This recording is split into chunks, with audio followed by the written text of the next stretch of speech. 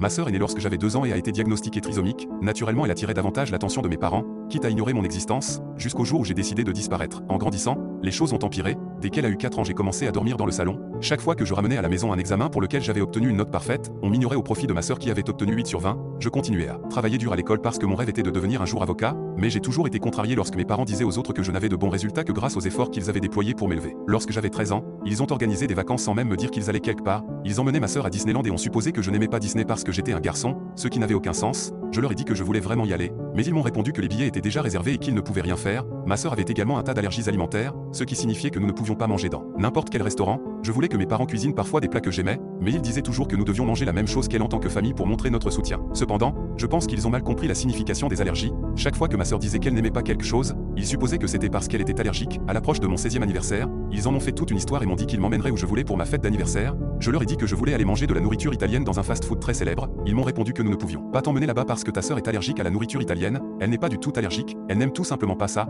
Mais bien sûr, mes parents n'ont pas voulu l'admettre. Je leur ai demandé s'ils mentaient lorsqu'ils m'ont dit que je pouvais demander n'importe quoi et ils se sont énervés. Ils ont ensuite essayé de me faire culpabiliser en me disant que tu ne voudrais pas que ta sœur ait faim pendant que tu fais la fête, n'est-ce pas? Je leur ai gentiment rappelé qu'ils avaient planifié des vacances entières en m'excluant. Mon anniversaire était un jour spécial pour moi, ils devraient donc pouvoir faire un petit compromis, mais à ma grande surprise, ils ont tout simplement refusé mon souhait. Pendant toute une semaine, ils m'ont demandé si j'avais changé d'avis et si j'étais prêt à faire ce qu'il fallait. Ma réponse n'a jamais changé, car je n'allais pas reculer cette fois-ci. Ils s'en sont moqués et m'ont dit qu'ils avaient réservé le restaurant préféré de ma sœur pour mon anniversaire, mais où je déteste manger. Il ne sert que du poisson et des sushis, 2 aliments que je ne peux même pas digérer correctement. Voyant qu'ils se souciaient si peu de mon opinion et de mes souhaits, j'ai abandonné et je les ai laissés faire ce qu'ils voulaient. Ils étaient loin de se douter que j'avais prévu de disparaître avec mes amis le jour même de mon anniversaire. Je me suis réveillé avant tout le monde à 7 h du matin et je suis allé traîner chez ma meilleure amie. Quelques heures plus tard, j'ai commencé à recevoir des textos et des appels furieux me demandant de rentrer à la maison. Mais j'ai tout ignoré. J'ai passé un moment étonnamment agréable une fois que mes autres amis sont arrivés et que tout le monde s'est cotisé pour aller au restaurant italien où je voulais aller au départ. Lorsque je suis enfin rentré chez moi, je me suis fait engueuler pour avoir gaspillé une réservation et j'ai été consigné dans ma chambre pendant un mois entier. J'ai demandé à mes parents s'ils avaient emmené ma sœur manger ce soir-là et ils ont répondu par l'affirmative. J'ai donc soutenu que la réservation n'avait pas été gaspillée,